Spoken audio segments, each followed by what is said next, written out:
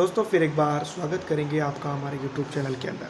Video में आगे बढ़ने से पहले मैं नए दोस्तों से कहूँगा कि चैनल को सब्सक्राइब कर लें, साथ में भी बेल के आइकॉन को भी दबा दें ताकि आने वाली वीडियो का नोटिफिकेशन आपको मिलता रहे। आज हम बात करेंगे सोमनाथ डिस्ट्रिक्ट के बारे में। वैसे तो आप जानते हैं कि सोमनाथ की तारीख काफ़ी पुरानी है। सोमनाथ का नाम आते ही हमारे दिमाग में कुछ और उथल पुथल करने लगता है। लेकिन दोस्तों आज हम बात करेंगे सोमनाथ ज़िले की विधानसभा क्षेत्रों के बारे में। तो कहीं ना कहीं मैं आपको बता दूं कि अब की बार यहाँ पर कांग्रेस पार्टी ने जो है तो जिस तरह से पिछली दफ़ा चुनावी अभियान चलाया था और तमाम सीटों के ऊपर जो है तो अपनी विजय गाथा लिखी थी, अब की बार कहीं ना कहीं मैं आपको बता दूं कि ऑल इंडिया मजलिस-ए-इत्तेहादुल मुस्लिमीन की तरफ यहाँ पर मौके बन सकते हैं। बशर्त ये है कि ऑल इंडिया मजलिस-ए-इत्तेहादुल मुस्लिमीन के साथ जिस तरह से मेहनत करनी चाहिए उस तरह से यहाँ पर मेहनत करनी ज़रूरी है। दोस्तों आप जानते हैं कि गुजरात के अंदर विधानसभा चुनाव का बिगुल हर एक पार्टी ने अपने अपने तर्ज पर बजा दिया है। सबसे छोटी पार्टी यहाँ पर समझी जाती है ऑल इंडिया मजलिस-ए-इत्तेहादुल मुस्लिमीन आज की घड़ी में अगर समझा जाए तो, लेकिन इसके पास एक बड़ा वोट बैंक है। अगर सही तरह से अगर इसका यूटिलाइज़ और इस्तेमाल किया जाए तो सोमनाथ के ही नहीं बल्कि पूरे गुजरात के ऊपर अगर देखा जाए तो एक बड़े वोट बैंक की वारिस ये समझी जा सकती है। लेकिन जनता क्या वाकई में सोमनाथ के ऊपर ऑल इंडिया मजलिस-ए-इत्तेहादुल मुस्लिमीन के साथ जाएंगी या नहीं, इसके ऊपर बहुत सारी असमंजस है। लेकिन कहीं ना कहीं इस असमंजस को तोड़ना भी ज़रूरी है और इसके ऊपर समझना ज़रूरी है कि वाकई में सोमनाथ के ऊपर एमआईएम का कितना वर्चस्व बन सकता है और कांग्रेस का कितना वर्चस्व था पिछली दफ़ा और अब वो कितना वर्चस्व कम करा सकती है एमआईएम के सामने। दोस्तों सबसे पहले हम बात करेंगे पिछली विधानसभा चुनाव के बारे में। तो विधानसभा चुनाव के बारे में समझने से पहले ये बात हमें समझना ज़रूरी है कि सोमनाथ के ऊपर कितनी सीटें हैं विधानसभा के अंदर। तो सोमनाथ के अंदर जो है तो अगर सीटों की अगर बात करें तो यहाँ पर 4 सीटें आती है और चारों सीटों की अगर बात की जाए तो जो पिछली दफ़ा जो चुनाव हुए थे यहाँ पर चारों की चारों विधानसभा सीटों के ऊपर मैं आपको बता दूँ कांग्रेस पार्टी ने अच्छा दबदबा जमाया था और चारों की चारों सीटें जो तो सोमनाथ की अपने नाम कर ली थी। अब दोस्तों यहाँ पर आती है बात ऑल इंडिया मजलिस-ए-इत्तेहादुल मुस्लिमीन की। तो सबसे पहले हमें ये समझना होगा कि चारों की चारों सीटों पे एमआईएम क्यों कर जीते और किस तरह से वो जीत सकती है। तो सबसे पहले मैं आपको बता दूँ दोस्तों, सोमनाथ की 4 सीटों के ऊपर एमआईएम जो है तो वन साइडेड जीत दर्ज कर सकती है। हमें लेकिन यहाँ पर एक साइड होना ज़रूरी है, एक चित्र होना ज़रूरी है और एक साथ होकर आगे बढ़ना ज़रूरी है। सबसे पहले मैं आपको बता दूं कि सोमनाथ की चारों सीटों के ऊपर अगर जीत दर्ज करने का हम अगर कभी ख्वाब देख रहे हैं तो यहाँ पर हमें ज़रूरत से ज़्यादा ओवर कॉन्फिडेंट नहीं होना चाहिए। सबसे पहले हमें ऐसे प्रत्याशी यहाँ पर उतारने होंगे जो एक बड़ी मार्जिन को यहाँ पर टच कर सके खुद के दम पर, वो होंगे तगड़े प्रत्याशी। अब दूसरी बात मैं आपको बता दूं कि यहाँ पर हमें चंद एक पार्टियों का भी जो तो कहीं ना कहीं समर्थन की ज़रूरत है, वो है आम आदमी पार्टी और कांग्रेस पार्टी और भारतीय जनता पार्टी। कहीं ना कहीं खुद आप जानते हैं कि कांग्रेस पार्टी गुजरात विधानसभा की रेस से लगभग बाहर है और यहाँ पर वो अपना वर्चस्व तो छोड़िए, वो सही तरह से जो है तो चुनावी अभियान को भी यहाँ पर नहीं चला रही है। राहुल गांधी भारत जोड़ो यात्रा में व्यस्त है और गुजरात के विधानसभा चुनाव जो तो आप देख रहे हैं सर पर है। अब ऐसे में जो तो मैं आपको बता दूं कि किस तरह से एमआईएम यहाँ पर अपना वर्चस्व बना सकती है।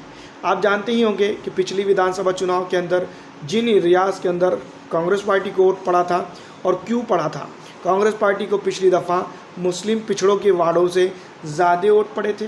लेकिन दोस्तों मालूम कि आप जानते ही हैं कि कांग्रेस पार्टी शुरुआत से ही मुस्लिम और पिछड़ों की दुश्मन बनी हुई है सियासी तौर पर। वो यहाँ पर उनका डेवलपमेंट नहीं करती हैं और ना ही डेवलपमेंट करने में कोई इंटरेस्ट रखती है। अब बात करेंगे दोस्तों कि ये जो वोट है वो कहीं ना कहीं आम आदमी पार्टी की तरफ शिफ्ट होगा और कहीं ना कहीं भारतीय जनता पार्टी और ज़्यादातर वोट जो तो एमआईएम अगर यहाँ पर अपना प्रत्याशी उतारती है तो वहाँ पर वो शिफ्ट हो सकता है। तो ये तीनों जगहों पर ये वोट जो है तो सेकुलर जहन का शिफ्ट हो रहा है। दूसरी बात मैं आपको बता दूं कि बीजेपी पिछली दफ़ा भी यहाँ पर कमज़ोर थी, अब की बार भी यहाँ पर वो कमज़ोर हैं, ओवर कॉन्फिडेंट की बात नहीं है। लेकिन मैं आपको बता दूं कि बीजेपी ने पिछले 5 सालों में, या फिर यूँ कहा जाए कि 27 सालों के अंदर कुछ नहीं किया है, और 27 सालों का इस बार जो तो रिकॉर्ड चाहे वह एमआईएम तोड़े या फिर आम आदमी पार्टी जो तो इस जगह पर तोड़ सकती है।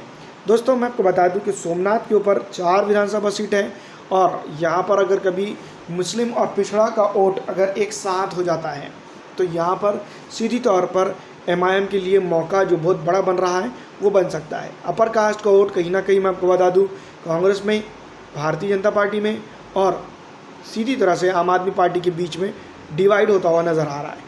क्योंकि आप जानते ही हैं कि एमआईएम को विधानसभा उत्तर प्रदेश चुनाव की वजह से यहाँ पर सब हल्के में ले रहे हैं, लेकिन ऑल इंडिया मजलिस इत्तेहादुल मुस्लिमीन अगर देखा जाए, ज़मीनी हकीकत को टटोला जाए, तो यहाँ पर एक बड़ा जो है तो अपना मार्जिन वो खड़े करने में कामयाब होते हुए नज़र आ रही है। दोस्तों सोमनाथ की 4 सीटों के ऊपर भारतीय जनता पार्टी का वर्चस्व पिछली दफ़ा भी नहीं था और अब की बार भी यहाँ नहीं है। एक बड़ा वोट बैंक जो तो शिफ्ट हो रहा है एमआईएम की तरफ। ये बात आप जानते हैं पूरे गुजरात के अंदर, क्योंकि गुजरात के अंदर अब जो है तो भारतीय जनता पार्टी को कोई हरा नहीं सकता, ये बात सभी तय कर चुके हैं। लेकिन अपनी क़यादत को कोई ना कोई मजबूत करे, इसके ऊपर भी चर्चा जारी है। सभी जानते हैं कि एआईएमआईएम पिछड़ों के लिए, अति पिछड़ों के लिए, आरक्षित समाज के लिए काम करती है और वो काम कर रही है लगातार। तो इसके बाद जो रिज़ल्ट सामने आते हैं तो एमआईएम अगर सोमनाथ के ऊपर 4 जगहों पर सोमनाथ ज़िले की अगर अपना प्रत्याशी, लेकिन एक दोस्तों ये बात साफ जाहिर है कि यहाँ पर एमआईएम को स्ट्रॉन्ग प्रत्याशी की ज़रूरत है, जो कि उसको उतारना ज़रूरी है। अगर वो जिस तरह से हमने देखा उत्तर प्रदेश के अंदर ऐसे कैसे भी जो तो प्रत्याशी उतार दिए गए जो ना तो एक जनसभा करवा सकते थे, खास करके तांडा विधानसभा के ऊपर हम बात करेंगे। शुरुआत से ही जो तो यहाँ पर मुस्लिम पॉपुलेशन ज़्यादा थी, वोटिंग परसेंटेज भी ज़्यादा था, लेकिन एक भी जो तो असदुद्दीन अवैसी साहब की सभा तांडा अंबेडकर नगर की तांडा विधानसभा के ऊपर जो तो नहीं कराने पाए थे इरफान पठान। लेकिन जो तो एमआईएम के बाद में जब एमआईएम ने उनको जो तो इंस्ट्रक्शन दिए, कड़क इंस्ट्रक्शन दिए, तो वो खुद एमआईएम के ख़िलाफ़ होकर खड़े होते हुए नजर आए। लेकिन दोस्तों मैं आपको बता दूं कि विधानसभा चुनाव होते हैं, हर किसी को अपना अपना अधिकार है, एमआईएम को पास भी अधिकार है। लेकिन एमआईएम अगर यहाँ पर स्ट्रॉन्ग प्रत्याशी उतारने में कामयाब हो जाती है सोमनाथ के ऊपर, तो यहाँ पर मैं आपको बता दूं कि वो 4 सीटों के ऊपर जो तो उलटफेर कर सकती है। और अगर कभी मैं आपको बता दूं सोमनाथ के ऊपर अगर एआईएमआईएम अगर कभी 4 सीटों के ऊपर अगर टटोलती है अपने आप को, तो यहाँ पर वो जीत दर्ज करने में कामयाब हो जाती है। दोस्तों अगर बात करें सोमनाथ की अपोजिशन पार्टी की, भारतीय जनता पार्टी की, तो भारतीय जनता पार्टी एमआईएम की वजह से कहीं ना कहीं स्ट्रांग भी हो सकती है। बस शर्त यह है कि एमआईएम अगर यहाँ पर कमज़ोर प्रत्याशी उतारती है तब। लेकिन दोस्तों मैं आपको बता दूं कि सीधा मुकाबला यहाँ पर अगर देखा जाए तो इंडियन नेशनल कांग्रेस पार्टी और ऑल इंडिया मजलिस इत्तेहादुल मुस्लिमीन के बीच देखने को मिल रहा है। फिलहाल इस वीडियो में इतना ही। अगर आपको हमारी ये वीडियो अच्छी लगती है तो इसको लाइक और ज़्यादा से ज़्यादा शेयर कर दीजिएगा। वीडियो देखने का